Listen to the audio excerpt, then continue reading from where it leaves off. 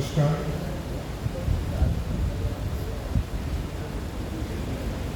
आप सबको आपके स्थापना दिवस के 109वें साल की हार्दिक शुभकामनाएं। मंच पर उपस्थित इस विश्वविद्यालय के कर्तव्यनिष्ठ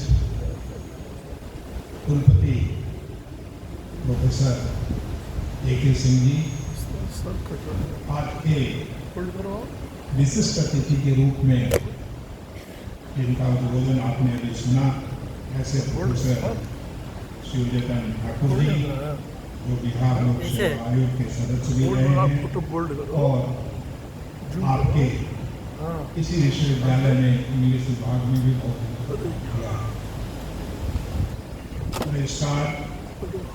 प्रोफेसर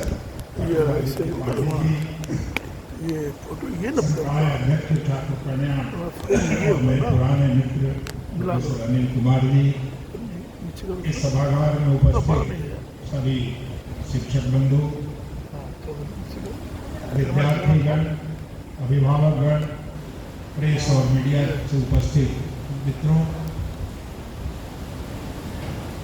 आज का दिन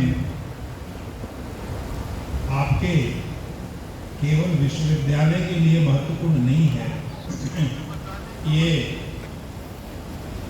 शिक्षा के विस्तार और प्रसार, इन दोनों की जो ज्वाला है उसको प्रसारित और प्रभावित करने की एक संस्था है जिसने अपने 109 साल का गौरवमयी इतिहास अपने साथ समेटा हुआ।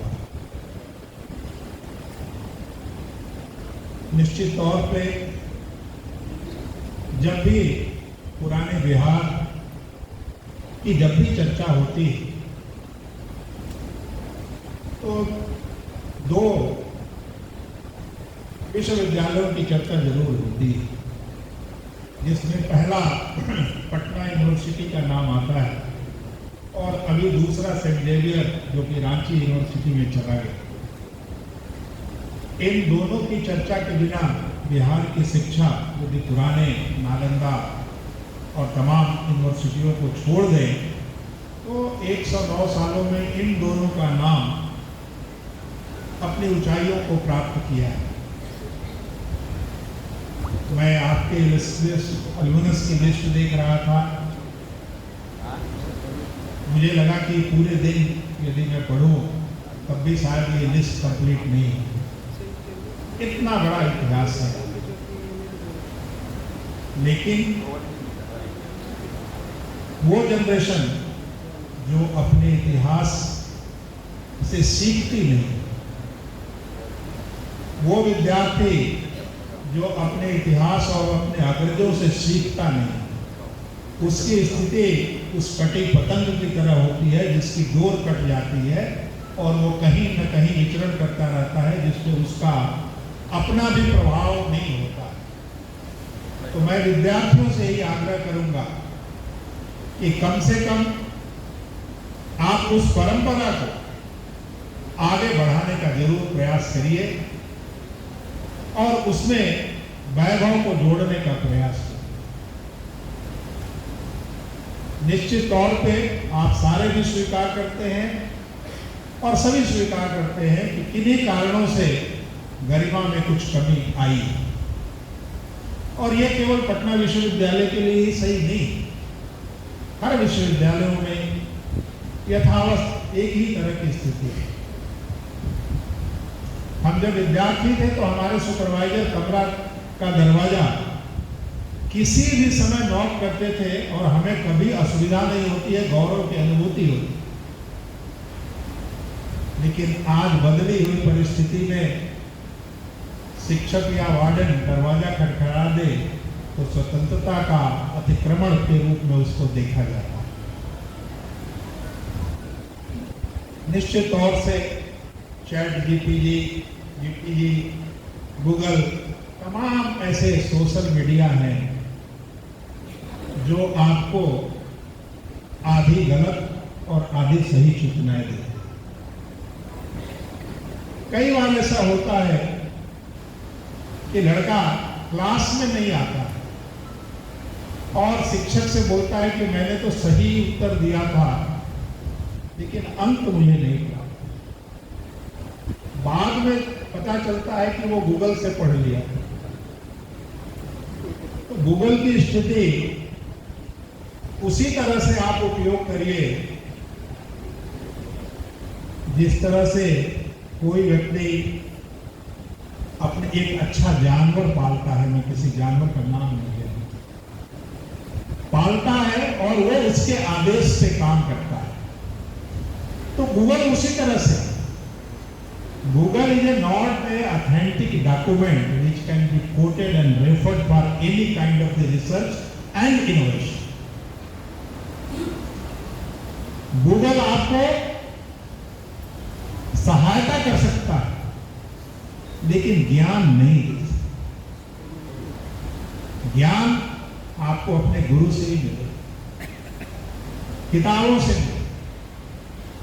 एक साहित्यकार ने बोला था कि किसी शहर का मिजाज देखना हो तो वहां पे कितनी पुस्तकों की दुकानें हैं, कितनी सामाजिक रूप से वहां पे पुस्तकालय और वाचनालय है।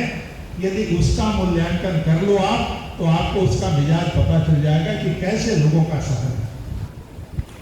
और मुझे खुशी थी कि पटना में और इलाहाबाद इन दोनों जगहों पर इस तरह की परिस्थितियां थी जहां पर नेशनल लाइब्रेरी के सहयोग से यहाँ पे लाइब्रेरी बनी। आपकी लाइब्रेरी इतनी रिच है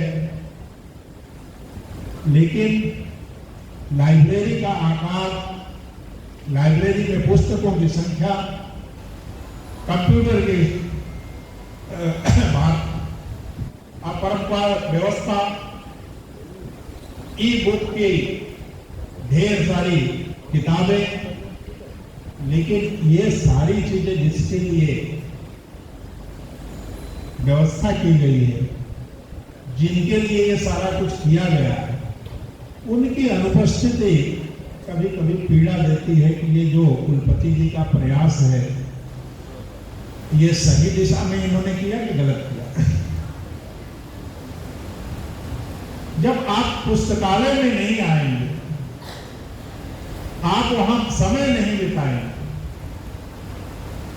और ये आप सोचेंगे कि मैं एक छोटी सी स्क्रीन पे पढ़ करके विद्वान बन जाऊंगा, तो ये विद्वता नहीं है। आप जानकार हो सकते हैं, विद्वान नहीं हो सकते। रतन टाटा जी ने अपनी जीवनी में लिखा है कि जब भी मेरे पास कोई व्यक्ति इंटरव्यू के लिए आता था तो बड़ी मोटी मोटी फाइलें लेके आता था और बाहर लोगों को यह लगता था कि जिसकी जितनी मोटी फाइल उसी का सिलेक्शन पक्का है। तो उन्होंने कहा कि ये मिथ जो है, मैं हर अभ्यर्थी को ये कहता था कि बहुत सारे ढेर सारे प्रमाण पत्र आपके पास तो हैं लेकिन प्रामाणिकता उसकी नहीं है। इसका अर्थ है कि आपने, आपके पिताश्री ने, आपके माताश्री ने, आपके परिवार ने बड़ी कठिन परिस्थितियों से आपको पैसे की उपलब्धता कराई है जिससे आपने ये डिग्री ली है, लेकिन आपने इस डिग्री के को बचाने का हुनर नहीं।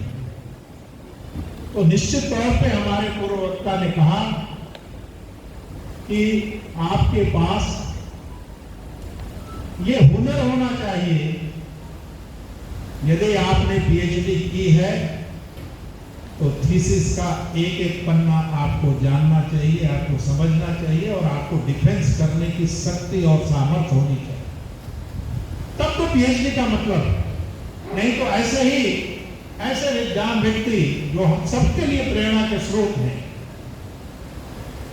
और आपने देखा उनके भाषण में बिना देखे स्मरण के आधार को, पढ़ने के आधार को इतने सारा डाटा पूरे बिहार की जो आर्थिक स्थिति है, भारतवर्ष में क्या स्थिति है, इनका सबका मूल्यांकन करके उन्होंने रख दिया।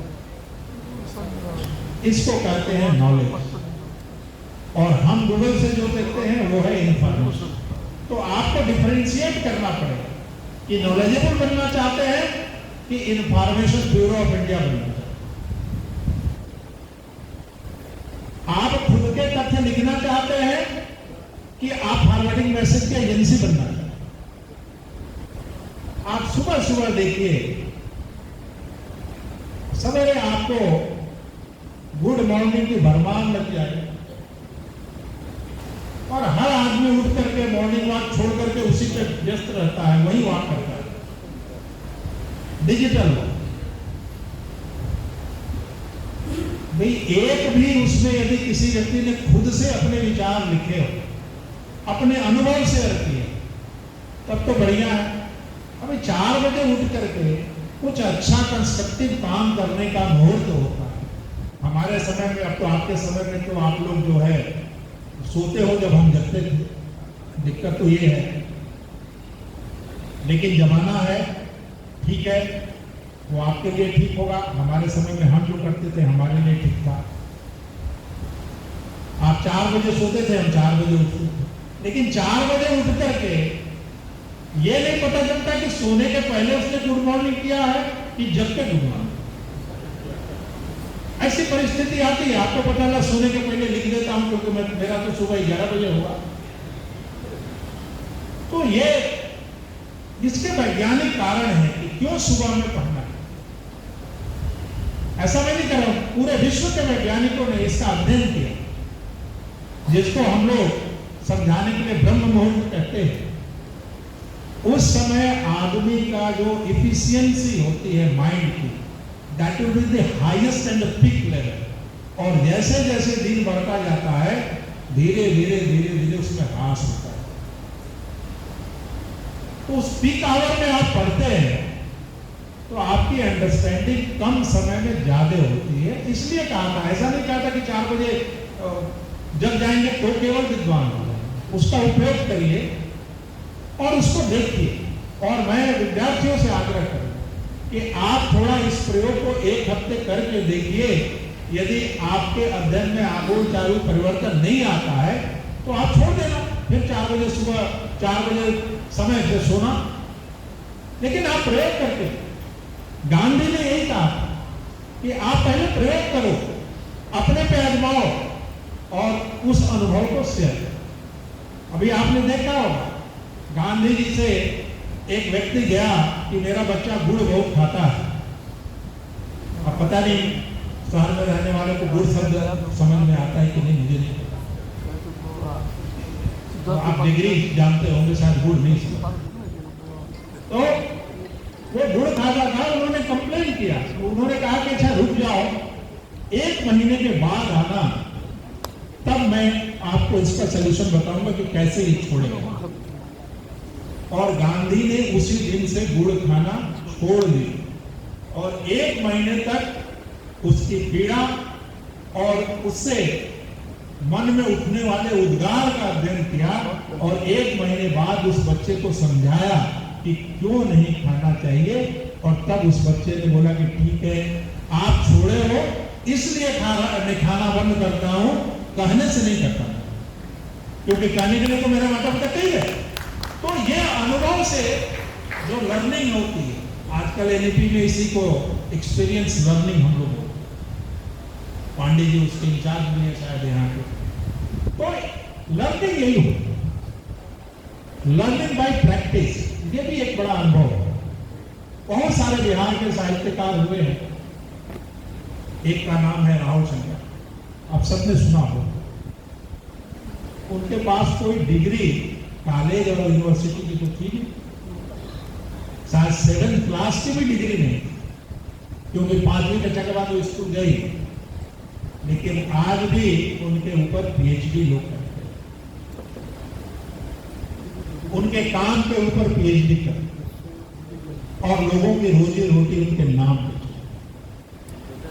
तो आपको आज इस स्थापना दिवस में मैं केवल रिमाइंड कराना चाहता हूं कि आप अपने समय का सही उपयोग करें अपना मूल्यांकन खुद करें और एक ही जीवन में हमेशा ध्यान रखें, तुलना कभी बगल के बैठे हुए व्यक्ति से नहीं करनी।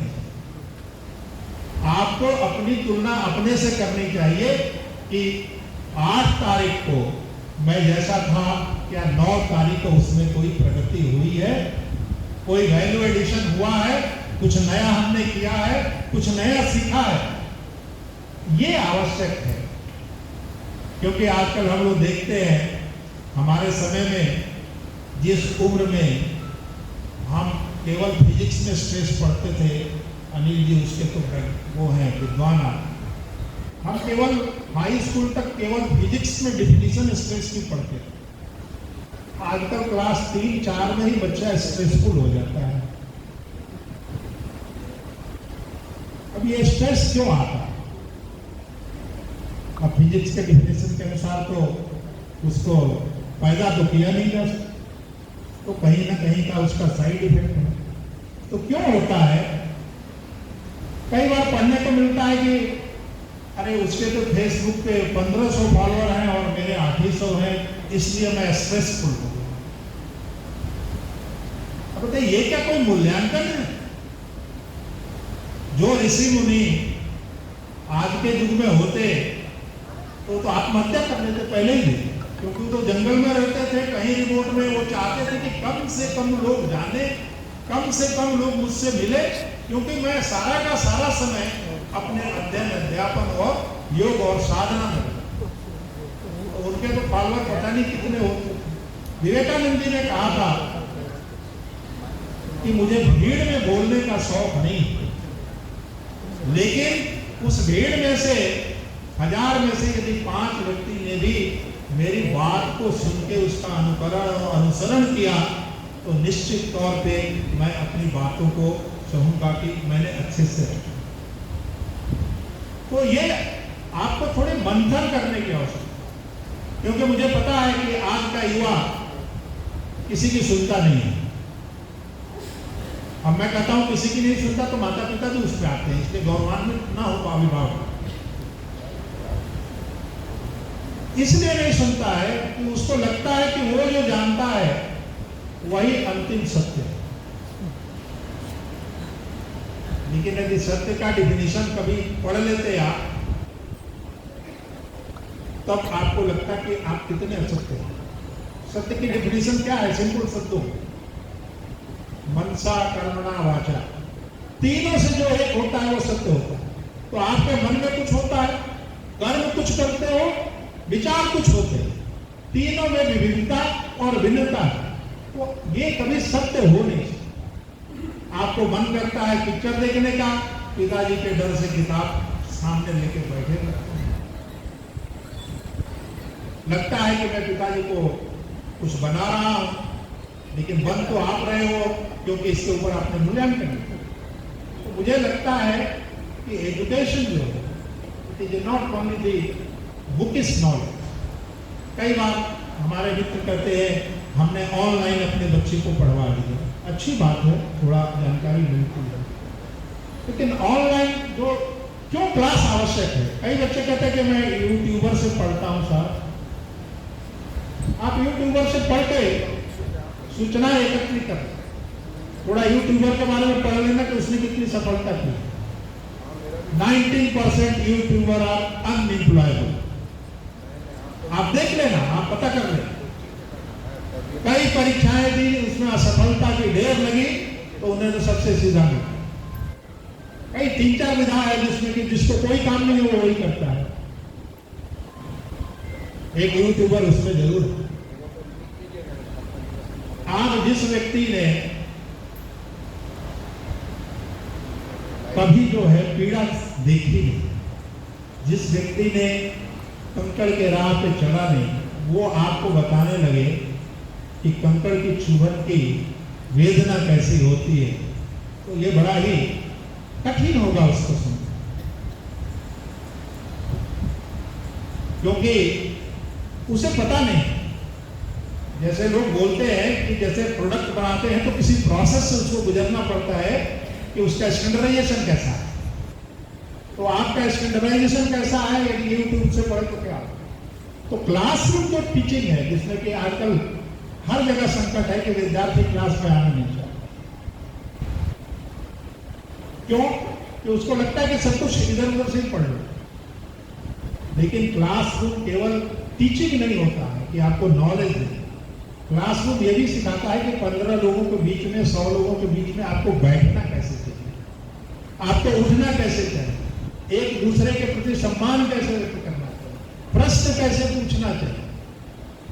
ये सब सारी चीजें यूट्यूबर को नहीं बताएगा, वो तो वन वे ट्रैफिक है। Education is a two way traffic, YouTubers are one way traffic. आप लिखते रहो, उसका मन करेगा तो जवाब देगा, नहीं तो नहीं देगा। लेकिन क्लास में संवाद दोनों तरफ से होता है। शिक्षक आपके जो भी आपके अंदर भावना होती है, जो भी प्रश्न होते हैं, उसका निराकरण करता है। तो शिक्षक जो है अनुभव के आधार पर आपके प्रश्नों को, आपकी जिज्ञासा को शांत करने का प्रयास करता है। और मुझे लगता है कि आप थोड़ा अपने यूनिवर्सिटी का इतिहास भी पढ़िए, क्योंकि एक बार मैं यूपीएससी में गलती से एग्जामिनर था और पटना यूनिवर्सिटी के विद्यार्थी का मूल्यांकन हो रहा था, वो कैंडिडेट था।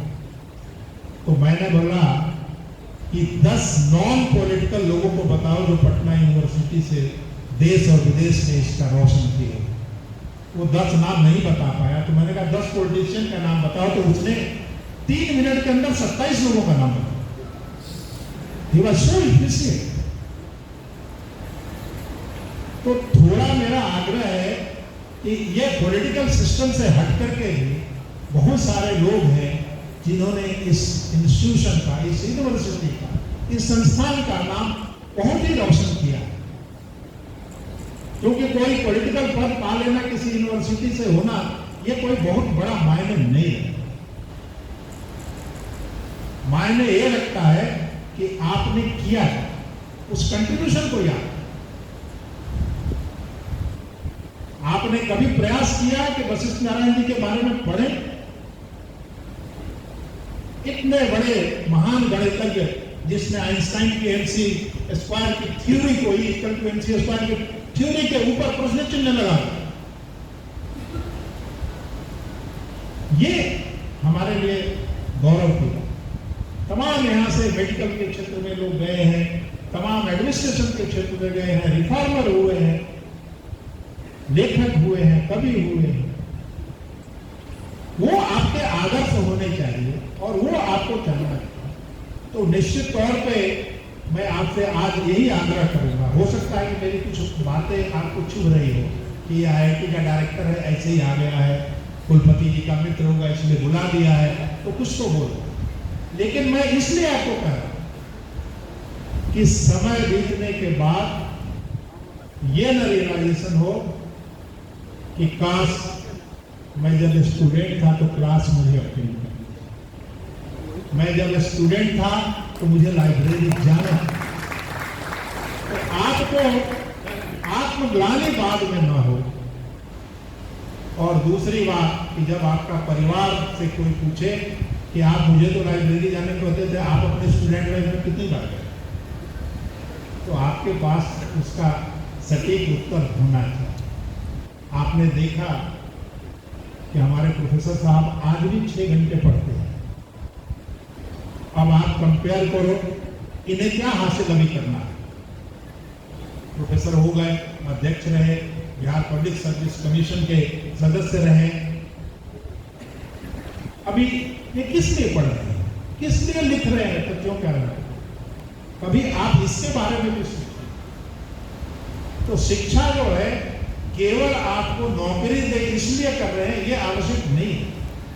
एक सभ्य, साहसी, निर्भीक, एक अच्छे नागरिक बने, इसकी बहुत बड़ी आवश्यकता। तो मुझे काफी प्रसन्नता है और मैं माननीय कुलपति जी के प्रति बहुत बहुत आभार इसलिए व्यक्त करना चाहता हूं कि आपने ऐसी महान संस्था में मुझे पहली बार आने का मौका।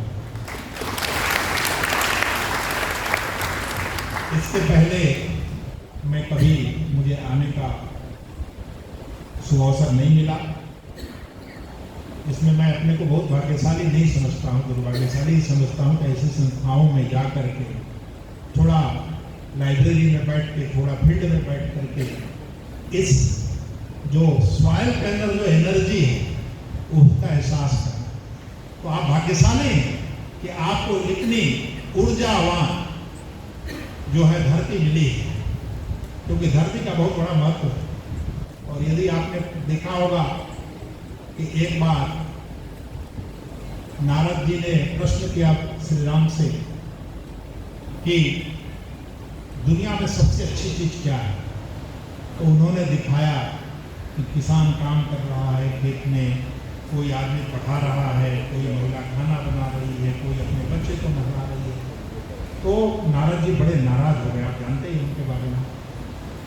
तो उन्होंने कहा कि दिन भर जो है मैं नारायण नारायण नारायण करता रहता हूँ, आपको दुनिया में सबसे प्यारा चीज मैं नहीं लगा, तो आपको वही धरती का नजर आता है। तो बोले इस शंका का समाधान होना चाहिए।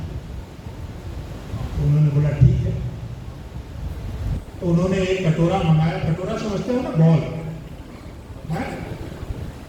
नहीं समझते तो बोलिए, अंग्रेजी में बोल देंगे, क्योंकि आपको इंग्लिश ज्यादा समझ में आती है हिंदी से। लेकिन मैं इसलिए हिंदी में बोल रहा हूं कि मुझे बहुत दिन के बाद मौका मिलता है कभी कभी ऐसे जगहों पर हिंदी में बोलने। तो मैं प्रयास करता हूं कि जो भी हिंदी थोड़ी थोड़ी सीखी है उसको बोलूं। तो उन्होंने मंगाया और बोला अपने एक साथी से कि इसमें दूध भर दो पूरा बाल के बराबर। और उनको बोला नारद जी को कि तीनों लोगों में लेके जाओ, घूमो, लेकिन ये ध्यान रहे कि एक बूंद भी कहीं गिर गया तो फिर मैं आपके प्रश्न का उत्तर नहीं।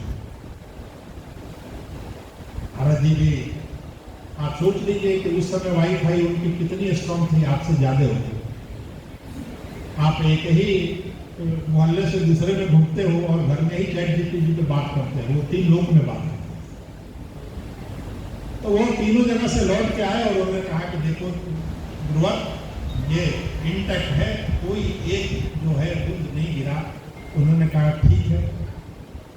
तो उन्होंने स्मरण दिलाया कि देखो जब से तुम ये कटोरा लेके गए हो दूध भरा, तुमने 3 लोक के भ्रमण में एक बार भी नारायण नारायण नहीं। तुम्हारा ध्यान कहां था कि दूध न गिरे, इसलिए तुम हमारे प्रिय नहीं हो सकते हो। प्रिय वो होते हैं, वो माताएं होती हैं जो खाना बनाते वक्त भी निस्वार्थ भाव से दूसरे के लिए। माताएं बाद में खाना खाती हैं, बच्चों को पहले खिलाती, इसलिए उनका आंसर आता है। किसान खेती करता है, अपने खाने की चिंता नहीं करता, दूसरों के लिए करता। तो जो इसलिए मुझे पृथ्वी प्यारी है कि यहाँ पर ऐसे लोग रहते हैं जो निस्वार्थ भाव से अपना काम भी करते हैं और हमें स्मरण भी करते हैं, इसलिए वो प्यारे हैं। और नारद जी ने हाथ जोड़ लिया, कर लिया कि अब मेरे बस में नहीं है आपको समझाना। तो मेरा इस उदाहरण से आपको यही कहना था कि आपका जो भी काम हो फोकस होना चाहिए। फोकस कब होगा? जब आप उसमें फ्यूचर देखें। फ्यूचर कब ठीक होगा? जब आप परिश्रम करेंगे। तो 3 चीजें याद रखिए आप: अनुशासन, डिसिप्लिन, डेडिकेशन एंड डिवोशन। ये 3 डी वर्ड है। इसके बगैर लॉन्ग टर्म सक्सेस आपको नहीं मिलता। तो यदि लॉन्ग टर्म सक्सेस को कंटिन्यू करना है, सस्टेन करना है, तो आपको ये करना है। और तीसरा है आपस में डिस्कशन, डिलिबरेशन एंड डिसीजन। इन 3 लेने की क्षमता होनी चाहिए और आप दूसरों को कन्विंस करो, डरा के डिसीजन मत। तो ये आपको जो है थोड़ा सा अपने अनुभव के आधार पे आपसे अपनी बातों को शेयर किया। एक बार मैं पुनः आप सबको आपके स्थापना दिवस की ढेर सारी शुभकामनाएं और आने वाले भविष्य में पटना विश्वविद्यालय राष्ट्रीय स्तर पर अंतर्राष्ट्रीय स्तर पर फिर से प्रखर रूप से चमके, ऐसी मेरी कामना है। बहुत बहुत धन्यवाद। धन्यवाद सर, आपकी गरिमा में उपस्थिति और